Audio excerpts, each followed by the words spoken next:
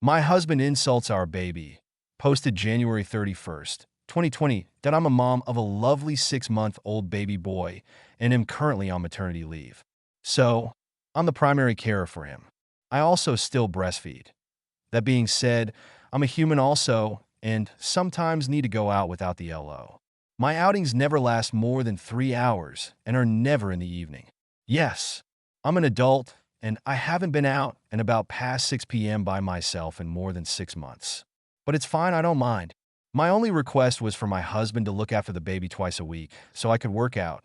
Before baby, I used to work out 4 times a week. It's a part of me, it's important to me, so I would keep my sanity. So, point is, I need this 2 workouts a week now. The gym is within walking distance, so I'm gone for a total of an hour and a half. That MY baby is very sweet. He didn't have colic, he likes company and is a jolly fella. He is, however, attached to me and needs my boobs a lot. So, sometimes when I'm gone, he would miss me and he would cry. My husband tries to calm him down, but isn't always successful. Or it takes more time for him to calm baby down. That what worries me is that, after such an episode, when I come home, he says in front of the baby, "He was very stupid while you were gone, //. He's ruining my life, //. You're very annoying when you cry like that, //. He's an idiot, etc." The way he speaks to the baby worries me very much. I don't think it's normal, although I get how hard a crying baby can be. Anyone in a similar boat? Thanks. Edit. Wow. Thank you everyone for your comments and suggestions. Thanks to other dads chipping in. You helped me with a POV that was hard for me to comprehend, that we spoke with husband again, but this time I was able to keep my cool and explain calmly what is wrong, why, and offer strategies for him to overcome frustration. I think I managed that because of your support here, because when we've had those conversations before, I would always get emotional and he wouldn't take it seriously. As a result of our conversation, we're getting earplugs for him, and he said he'll try more the baby carrier, and as a last resort, leaving baby in his crib and going out of the room to cool off for 10 minutes. As for myself, I decided to leave him 10 to LO more while I'm at home and will observe the situation for the months to come. If there's an improvement, great. I plan to emphasize that and congratulate husband every time he's doing something nice with /for baby and call him out when he speaks disrespectfully, hoping the latter will subside and disappear. If there's no improvement though, I have to pack my shit and my baby and leave even though I love my husband still. It's also a big turn off for me when he's insulting the child. We'll stop working out as now I feel incredibly guilty for going out in the first place. Thank you to everyone. I'm on mobile, I hope formatting is okay. Basically, I have really good news, and I owe that to some of the advice I got in my original post. Thank you, you're such an empathetic and helpful community. Now LO is 10.5 months, and I can finally say hubby and baby have bonded and have a good time together. I think the unexpected quarantine helped because my husband has been working from home since March, thus spending more time with both of us, which helped him get to know his son better and develop a relationship with him of his own. Now that we're at the separation anxiety stage, LO has stated crying not only for me, but also when hubby leaves the room, so in a way I think that's a good sign. Basically, my husband managed to change his behavior a lot. Hasn't insulted him, he would still complain sometimes though, but now he does it primarily in the evening after we put LO to sleep. Here's what helped. I pushed myself to involve him more with daily baby tasks and was doing my best to model what behavior we should do as parents.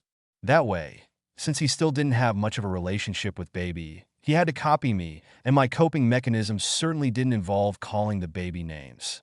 If LO were to cry while with hubby, I tried not to rush immediately, but to let husband figure it out at least for 5 minutes before rushing in.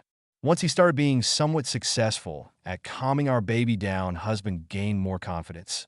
Granted, he asked me about every little thing. When should I change his diaper? When I should put him down for a nap? How do I know if he's finished eating? But I think that helps since now he can read LO's cues much better than before. Earplugs. A lot of you suggested that, and we got some for him, and indeed, getting the volume of a crying baby down helped my husband to remain patient with our son. So, I would get back from the store and find husband cuddling and rocking our baby with the earplugs in while LO was crying. Not ideal, but I suppose it's better to cry in the arms of your dad than alone in the crib, talking and explaining to husband in a calm and matter-of-fact tone why what he does is wrong and what he can do differently. This was huge, actually. Before, I would get really emotional and notice that as soon as I lost control, husband stopped listening to me. As soon as I was able to get a hold of myself and have a matter-of-fact conversation with him, he was willing to hear me out, take me seriously, and implement some changes. Now that LO is mobile, laughing, babbling, and playing games with us, it's super fun, and I can tell my husband enjoys this stage more than any other before. They have their own little games, and if baby hurts himself while crawling, for example, I can overhear hubby saying something like, "Oh, did you fall, sweetie? It's okay. You were going too fast." And honestly, that's so good to hear. He also kisses and hugs LO a lot more than before. It makes my heart smile when my husband is a good father to our son.so. To all of the people saying my husband is a piece of shit, I guess you were wrong. He was going through depression and was feeling inadequate, plus was mourning our life pre-baby. After he gained some knowledge, confidence, and perspective, his parenting skills improved immensely. I hope it will only get better from now on, you guys. You were a great support. Thank you. Story 2 Wibda, if I report my otherwise well-meaning coworker to HR for unwanted advice she's been giving me. Trigger warnings. Hostile workplace, obsessive behavior, harassment, biphobia. Original post. September 15th, 2023. I've been having beef with my coworker Lauren since she started working in the same office as me a year ago. I am a tomboy and have been so my entire life. I look like a guy, I like to dress like a guy, and almost all of my fashion icons are guys, but I'm straight and female, and I am comfortable with who I am. It just so happens that I prefer to wear menswear for a plethora of reasons. Having short hair and an allergy to certain ingredients used in cosmetics makes me look even more like a dude. Lauren prides herself on being a straight ally, which I am cool with. She does her own thing, that is totally fine. What isn't fine by me is this weird fixation she has had on me ever since we met. Lauren is convinced that I am a closeted transman.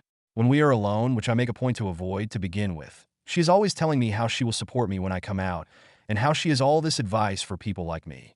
She goes out of her way to track me down and tell me about these blogs about people like me, which is cool, but please leave me alone so I can do my job. She once even asked me if I ever thought about doing hormone treatment. She creeps me the fuck out. Thankfully, I haven't seen Lauren face to face since our office began working from home.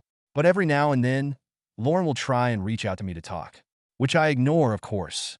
That is until last night, and the reason why I am writing today, that I don't know how she did it, but she sent me a personal email containing a link to a psychiatrist who specializes in counseling pre-op, pre-hormone therapy trans men and women.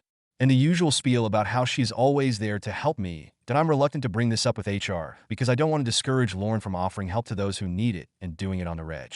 But I feel like she invaded my privacy big time by not only finding out my personal email, but bringing her unsolicited advice from the office to my personal life, thus violating my home/work-life balance. The other reason why I feel like this will be an asshole move is because everyone at work would know that it is me who reported her. It's no secret about Lauren's behavior around me. I don't know if anyone else has reported her, but if I do and she gets fired, then this is all going to come back to me and I would be in trouble with my colleagues. While our office environment is pretty neutral, some of my coworkers are friends with Lauren, and I am afraid that they will blame me. I just need a second opinion. I don't know how long I can take this harassment, but Wibda, if I report my coworker to HR for harassment, I don't need her advice. I don't want her advice. I just want Lauren to leave me alone. Edit. Yes, I have told her I'm not trans. She is still convinced that I am in denial. Edit 2.0. Holy shit. Her behavior is not okay. I am reporting Lauren to HR first thing in the morning. Thank you for helping me see that this is all fucked up. Update. January 30th, 2021, 4 months later. Hi guys, it's Tomboy Troubles 2020 here with an update. It's been a while and a few things have happened. Some great, some shitty, but there's a happy ending.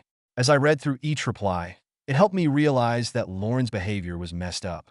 I was reluctant to go to HR at first because I was afraid of the consequences. I have friends who are LGBTQ+ who often talked about how they wish they had straight allies back when they were coming to terms with who they were. A few stood by her because she's the ally they wish they had. Considering how people are so quick to cancel over disagreements, I was afraid of getting canceled myself. That IT took a lot, but I went to HR. We had a Zoom meeting with Lauren, a mediator, and myself, but it resulted in a slap on the wrist for Lauren. I was really pissed. It felt like Lauren got away with it. Aside from a whiny email from her where she insisted she was just trying to help, which I also reported to HR, Lauren stopped talking to me. That is until a few months later. Due to current events affecting our industry, there were mass layoffs at the start of November. I was spared, but Lauren lost her job. Since then, I haven't heard back from her, and I doubt I will see her again. Good riddance. Another thing I wanted to add, and I think you may find this interesting. As it turns out, I'm not the only person who made a complaint about her. So many of my coworkers had issues from her going back to when she was a new hire. I won't go into too much detail, but here are a few incidents that stand out. Lauren pressured an intern to come out when he didn't feel comfortable. She gave a bisexual coworker shit for going on a date with a man after breaking up with her girlfriend. She attempted to get someone's mystery novel blog canceled. She constantly butts in people's conversations to offer her own unsolicited advice, etc. Honestly, I could write a book about it. But long story short, Lauren was an obnoxious coworker masquerading as an ally, and everyone suffered for IT.so. That's it. Lauren was fired. We're still working from home, but I feel that the vibes at the office will feel much lighter now that she is gone. If I have anything else to say, if there is someone who is harassing you into being someone you aren't, tell someone. Tell anyone. They need to know that what they're doing isn't okay. Going forward, I'm going to stand up for myself. Thank you all so much. You're all awesome. Also, guess who got a proposal on New Year's Eve? This lucky tomboy. And you can bet that I'm going to get married in a tuxedo. My husband-to-be thinks one of us should wear a white tux and the other a black one. What do you think?